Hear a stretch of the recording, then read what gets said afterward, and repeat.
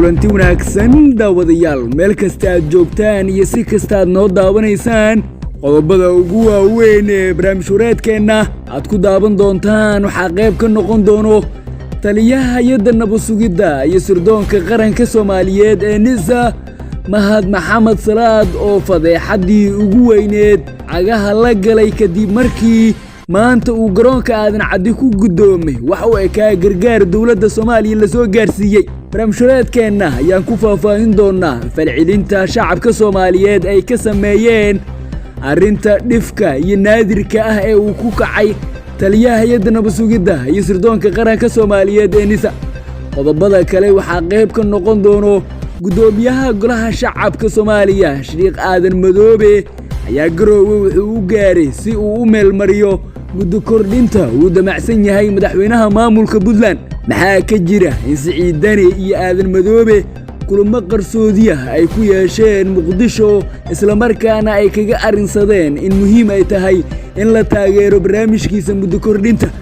barnaamijyadeedkeena ayaan ku faahfaahin doonaa qodobada kale ee barnaamijyadeedkeena aad ku daawan doontaan waxa qayb ka noqon doono ciidamada qaranka waxay u suuro gashay in gebi ahaanba ay la wareegaan gacan ku heynta tuulooyin dhowr ah oo hoostaga degmada Aadan Yabaal ee gobolka Shabeellaha Dhexe al-shabaab ayaa bilaabay in caruurtooda iyo xaasaskooda ay ka rartaan degmada Aadan Yabaal maadaama ciidamada qaranka ay kaabiga ku hayaan Aadan Yabaal qodobadaasi sidoo kale qodobo kale oo xiiso leh in barnaamijyadeedkeena ku faahfaahin doonaa balse haddii ay tahay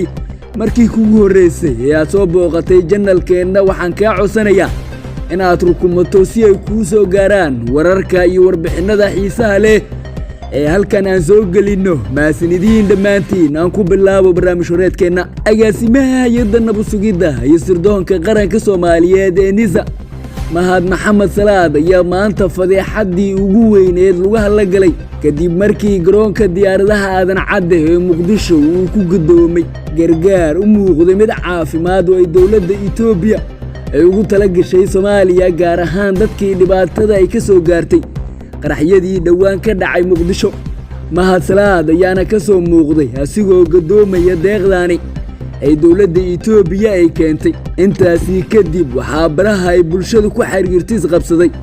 hadalheena kala duwan iyo sidoo kale dhaliilo la hubiyay taliyaha hay'adda nabad sugidda iyo sirdoonka qaranka Soomaaliyeed ee NISA Mahad Maxamed Salaad oo fadeexadii ugu darneed tan iyo markii xilka agaasimka hay'adda NISA loo dhiibay uu noqday Mahad Salaad ayaa waxa qoraalada ay dadka social media isweedaarsanayeen waxaa lagu dhaleeceeyay in agaasimka NISA aysan mudneen in uu gargaar noocaasi oo kale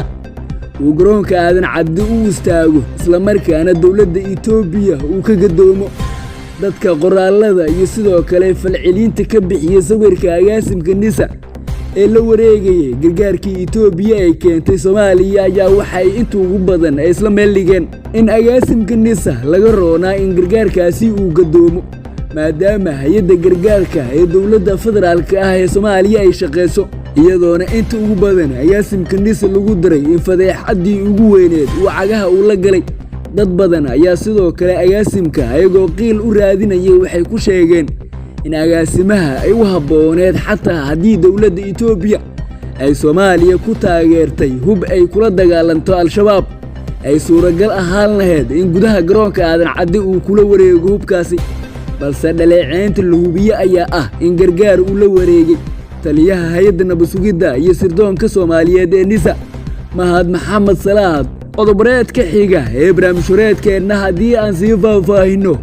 gudoomiyaha baarlamaanka Soomaaliya Sheekh Aadan Madoobe ayaa gaaray magaalada Garowe ee caasimadda dowlad goboleedka Puntland mas'uulkani ayaa noqonaya mas'uulkii labaad ee ugu sareeyay oo ka socda dawladda federaalka ah ee Soomaaliya tan iyo markii isbedel uu dalka ka dhacay Aadan Madoobe ayaana qorshaha uu gaaray Garowe ka soo baxayaan warbixino kala duwan iyadoo xogo hoose ay sheegayaan in Aadan Madoobe Muqdisho uu kula kulmay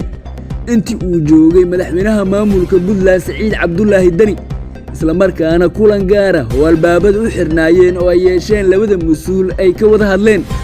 sidii ay muhiim ugu tahay Siciid Dani in Aadan Madoobe uu ku taageero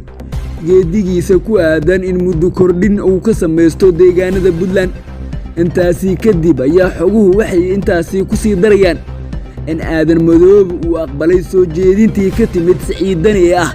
in guddoonka golaha shacabka uu taageero muddo kororsiga uu damacsan yahay Siciid Dani waxaana la sheegay in aadan madoobe oo taa ka duulayay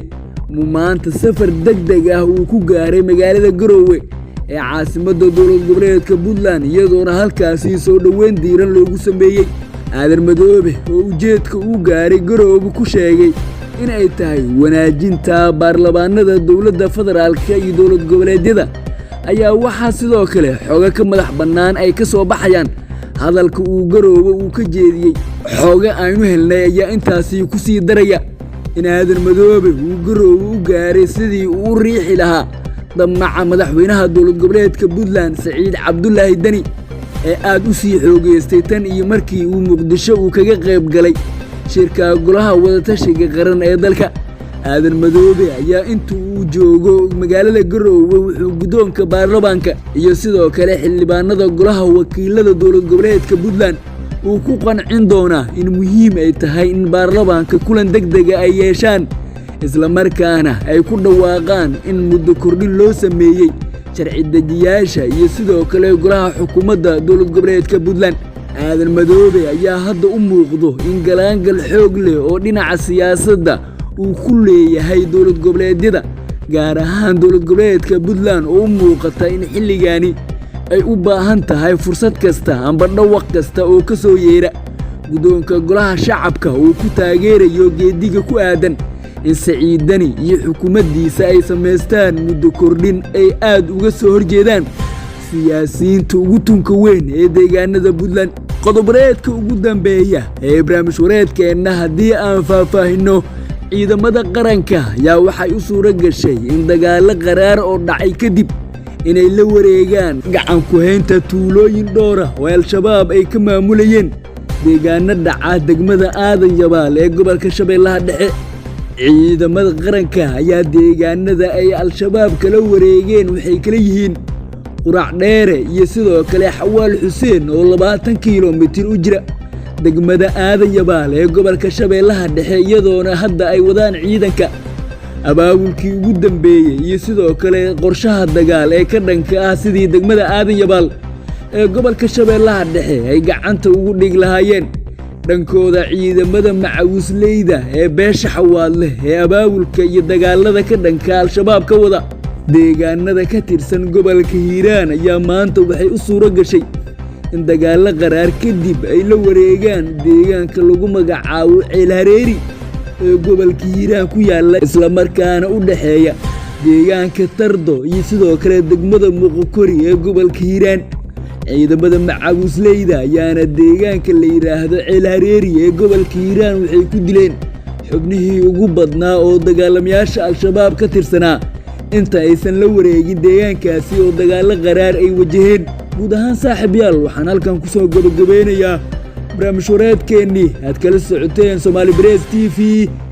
saaxiibayaal dhammaantiin nabadgelyo